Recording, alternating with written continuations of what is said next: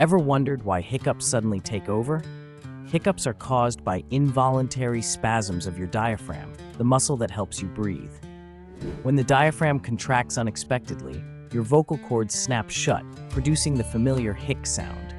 This reflex can be triggered by eating too quickly, drinking carbonated beverages, sudden excitement, or even rapid temperature changes. Neurologically, the phrenic and vagus nerves play a role, sometimes sending mixed signals to the diaphragm. While usually harmless, hiccups are a fascinating reminder of our body's complex wiring.